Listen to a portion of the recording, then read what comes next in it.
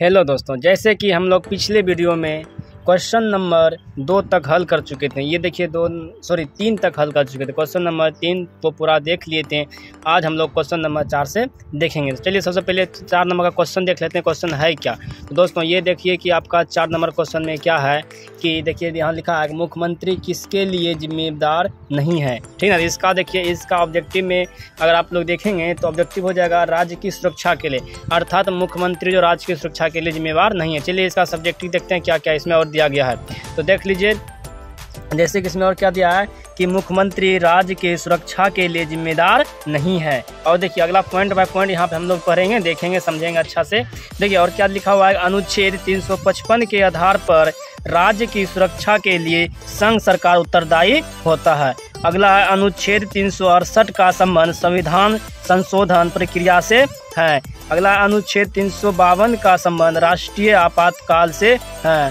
अगला अनुच्छेद 356 का संबंध राष्ट्रीय शासन से है। अब अगला अनुच्छेद 360 का संबंध वित्तीय आपातकाल से है। ठीक है ना दोस्तों, ये आपका 4 नंबर का क्वेश्चन हो गया जिसमें दिया गया था कि मुख्यमंत्री किसके लिए जिम्मेदार नहीं है। अब 5 नंबर का क्वेश्चन देखते हैं। 5 नंबर में क्या है कि वित्तीय घाटे का तात्पर्य है, अर्थात इसका जो है ना आंसर ऑब्जेक्टिव में हो जाएगा सभी मतों से प्राप्त आय खर्च से कम है। ये हो गया इसका ऑब्जेक्टिव। इसका सब्जेक्टिव में देखते हैं क्या क्या दिया गया है। दोस्तों ये देखिए 5 नंबर क्वेश्चन में क्या है कि वित्तीय घाटे, ठीक है ना, का तात्पर्य है सभी पदों से प्राप्त आय खर्च से कम। अगला राजकोषीय घाटा कुल आय और व्यय के अंतर को दर्शाता है। देखिए राजस्व घाटा कुल राजस्व प्राप्त और कुल राजस्व व्यय के अंतर को दर्शाता है। राष्ट्रीय आय बराबर देखिए क्या होता है कि बाजार कीमत पर शुद्ध राष्ट्रीय उत्पाद जो है ना इसमें माइनस कर दिया गया है, वो प्रत्यक्ष कर और फिर प्लस कर दिया गया है सब्सिडी, ये होता है। ठीक है ना, तो अब अगला पॉइंट देखते हैं। भारत में राष्ट्रीय आय की गणना केंद्रीय एजेंसी NSO के द्वारा किया जाता है। ये सब आपको ऑब्जेक्टिव में ही पूछा जाएगा कि किस भारत में राष्ट्रीय आय की गणना किसके द्वारा किया जाता है, तो NSO के द्वारा किया जाता है। 3 नंबर 5 नंबर का क्वेश्चन का 6 नंबर क्वेश्चन देखते हैं। देखिए दोस्तों 6 नंबर कुछ इंग्लिश का क्वेश्चन है, ट्रांसलेशन वगैरह होगा। देखिए क्या लिखा है, change the flowing sentence from active to passive voice MR Kumar teachers use English. तो इसका देखिए इसका साफ साफ ऑब्जेक्टिव में इसका सही से आंसर है we are thought English by MR Kumar. इसका देखते हैं सब्जेक्टिव में क्या है। तो देखिए सब्जेक्टिव में इसका दिया गया है कि दिए गए वाक्य का सही पैसिव फॉर्म है we are thought English by MR Kumar. ठीक ना, ये सिर्फ जो है सब्जेक्टिव में ऑब्जेक्टिव का उठा के दे दिया गया। अब चलते हैं 7 नंबर का क्वेश्चन देखते हैं क्या है। देखिए 7 नंबर में क्या है कि choose the correct suffix to complete the word in the give sentence. ठीक है ना, गिवन सेंटेंस। तो इसमें देखिए कुछ सेंटेंस दिया गया, the accident help need because of careless. ठीक ना, और आगे देखते हैं कि 8 नंबर का क्वेश्चन क्या। 8 नंबर का क्वेश्चन देख लेते हैं दोस्तों। 8 नंबर का क्वेश्चन दोस्तों 8 नंबर में देखो क्या है कि choose the correct translation of the flowing sentence we should not pollute the Ganga. इस मतलब इसका जो ट्रांसलेशन क्या होगा सही नंबर बी का हो जाएगा, हम लोग को गंगा को प्रदूषित नहीं करनी चाहिए। 8 नंबर का सब्जेक्टिव में देखिए क्या दिया है, इसमें इंग्लिश का है तो इसलिए उतना कुछ नहीं दिया गया है। इसमें सीधा दिया गया है दिए गए वाक्य का सही अनुवाद है हम लोगों को गंगा को प्रदूषित नहीं करना चाहिए। तो अब हम 11 नंबर क्वेश्चन से स्टार्ट करते हैं। जैसे कि 11 नंबर क्वेश्चन में दिया गया है निम्नलिखित में से कौन सा मूल अधिकार भारतीय संविधान द्वारा नागरिकों को नहीं प्रदान किया गया। तो उसमें क्या है, सूचना का अधिकार नागरिकों को प्रदान नहीं किया गया। 11 नंबर का क्वेश्चन का सब्जेक्टिव में हम लोग देखते हैं। 11 नंबर में क्या है, सूचना का अधिकार भारतीय संविधान के द्वारा नागरिकों को नहीं प्रदान किया गया है। अब अगला है कि संसदीय अधिनियम के द्वारा अक्टूबर 2005 ईस्वी में सूचना के अधिकार अधिनियम को लागू किया गया है। अब देखिए अगला देखते हैं, सूचना का अधिकार मौलिक अधिकार नहीं है, लेकिन सर्वोच्च न्यायालय ने इसे मौलिक अधिकार के समान माना है। अब अगला क्या है, वर्तमान में मुख्य सूचना उपायुक्त यशवर्धन कुमार सिन्हा हैं। ये सब याद रखने का है। मौलिक अधिकार संविधान के भाग 3 में वर्णित है। अब अगला है, मौलिक अधिकार का वर्णन अनुच्छेद 12 से 35 तक है। देश के किसी भी भाग में बसने का अधिकार का वर्णन संविधान के अनुच्छेद 19E में है। ये सब संविधान में जो लिखा हुआ है यही सब यहाँ पे दिया गया है कि ये सब अधिकार कितने कितने पेज में कितने कितने सेशन में भाग में दिया गया है। अब अगला है, लिंग समानता का अधिकार का वर्णन संविधान के अनुच्छेद 15 में है। ये जो संविधान का जो बुक होता है ना, उसमें अनुच्छेद बाय अनुच्छेद जो ना हर एक चीज़ का अधिकार के बारे में लिखा गया। तो ये सब लिखा है कि लिंग समानता का अधिकार का वर्णन किस में है, संविधान के अनुच्छेद 15 में है।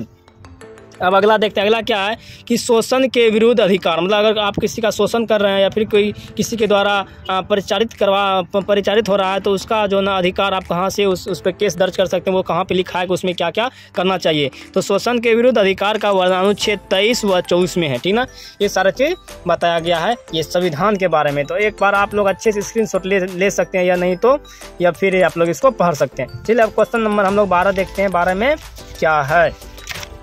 तो देखिए क्वेश्चन नंबर 12 में है, क्वेश्चन नंबर 12 यहाँ देखिए क्वेश्चन नंबर 12 है। इसमें लिखा गया है कि भारत के पहले कार्बन न्यूट्रल गांव के रूप में किस गांव को विकसित किया जाएगा। देखिए ये जो क्वेश्चन है इसका ऑब्जेक्टिव में अगर आंसर पता करना है तो है भिवंडी तालुका है महाराष्ट्र। ये भिवंडी तालुका नाम का गांव है जो कि कहाँ है, महाराष्ट्र में है। तो इसका सब्जेक्टिव इसके बारे में देखते हैं क्या क्या इसके बारे में ज़्यादा करके दिया गया है। तो दोस्तों यहाँ देखिए 12 नंबर का सब्जेक्टिव पढ़ते हैं हम लोग, जैसे कि है भारत के पहले कार्बन न्यूट्रल गांव के रूप में महाराष्ट्र के भिवंडी तालुका गांव को विकसित किया जाएगा। फिर देखिए इसके बारे में और कुछ लिखा है, जैसे कि इस पहल का उद्देश्य कार्बन उत्सर्जन को कम करना और एक स्वच्छ और हरित पर्यावरण के लिए अस्थायी प्रथाओं को बढ़ावा देना है, ठीक ना। ये सब लिखा हो। और क्या भारत का 2070 तक शून्य कार्बन उत्पादन का लक्ष्य है। भारत जो है ना सोच रहा है कि 2070 तक ना हम लोग कार्बन का उत्पादन शून्य कर देंगे ताकि प्रदूषित इतना नहीं हो मेरा वातावरण। तब देखिए 13 नंबर का क्वेश्चन देखते हैं दोस्तों हम लोग। 13 नंबर में क्वेश्चन क्या दिया गया है तो देखिए 13 नंबर में क्या है कि भारत में झूम खेती के अंतर्गत भूमि का सर्वाधिक प्रतिशत किस राज्य में है। ये झूम खेती सबसे अधिक किस राज्य में होता है, इसका आंसर हो जाएगा आपका नंबर डी, नागालैंड, ठीक है दोस्तों। तो चलिए इसके बारे में हम लोग सब्जेक्टिव में कुछ जान लेते हैं कि क्या कह रहा है। कितना नंबर क्वेश्चन था दोस्तों, क्वेश्चन नंबर 13 था ना। तो आइए हम 13 नंबर देखते हैं। ये रहा आपका 13 नंबर क्वेश्चन, ठीक है। तो पढ़ते हैं इसमें डी नंबर सही थे। तो भारत में झूम खेती के अंतर्गत भूमि का सर्वाधिक प्रतिशत कहाँ थे, नागालैंड में है, ठीक है ना। वो तो ऑब्जेक्टिव में बता दें कहाँ, नागालैंड में है। अब अगला पॉइंट है झूम खेती पर्यावरण की दृष्टि से हानिकारक है। ये याद रखिएगा, जो झूम खेती है किसकी दृष्टि से, पर्यावरण की दृष्टि से क्या है, हानिकारक है। अब कुछ देखते हैं स्थानांतरण कृषि के प्रकार। अब झूम कृषि और कुछ राज्य के बारे में जानते हैं जो कि एक कॉलम के अनुसार एक सारणी के अनुसार दिया गया है। तो इस और देखिए झूम कृषि है और इस राज्य अर्थात क्षेत्र मतलब जहाँ कहाँ झूम कृषि हुआ जाता है। देखो ये क्या है, पोनम, ठीक ना। ये कहाँ है, केरल में है। कहाँ है, केरल में। फिर पोंडू ये ना, पोंडू आंध्र प्रदेश उड़ीसा में।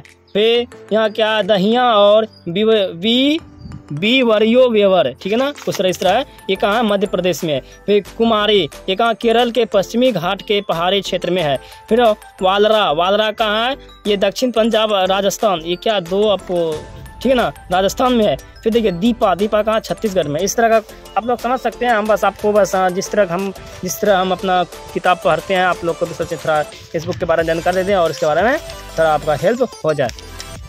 अब क्वेश्चन नंबर 14 देखते हैं हम लोग दोस्तों, जैसे कि ये है आपका क्वेश्चन नंबर 14 आ गया का 14 नंबर। देखिए इसमें क्या है, बिहार सरकार ने किस वर्ष सरकारी नौकरियों में महिलाओं के लिए 35% आरक्षण का प्रावधान किया था। तो 2016 में, आंसर क्या हो जाएगा, 2016 में बिहार सरकार ने पहली बार महिलाओं को 35% आरक्षण दिया था नौकरी के लिए। तभी तो आज भी उस आरक्षण का जो ना फायदा उठा रहे लड़की लोग, इतना छूट मिल रहा है दोस्तों। तो चलिए कितना, हाँ 14 नंबर क्वेश्चन था, 14 नंबर क्वेश्चन को कुछ देखते हैं। इस तरह से देखिए क्या लिखा है, बिहार सरकार ने 2016 ईस्वी में सरकारी नौकरियों में महिलाओं के लिए 35% आरक्षण का प्रावधान किया था। मतलब कब से स्टार्ट हुआ? 2016 से। याद रखिएगा, ये क्वेश्चन पूछा जाएगा कि कब से था महिलाओं को आरक्षण दिया गया था? 35%, तो 2016 से। अब अगला क्वेश्चन है, यह आरक्षण सभी स्तरों पर सभी प्रकार के सरकारी नौकरियों में बिहार द्वारा दिया जा रहा है, ठीक ना। शिक्षा विभाग में 50% है। देखिए हाँ, और सभी विभाग में कितना है? 35% है, लेकिन शिक्षा विभाग में कितना है? महिलाओं का आरक्षण है 50% आरक्षण दिया गया है। देखिए, बिहार भारत का प्रथम राज्य है जहां पंचायती राज और नगर पालिका में 50% महिलाओं को आरक्षण दिया गया है। बिहार का पहला राज्य है जहाँ इतना आरक्षण दिया जा रहा है महिलाओं को।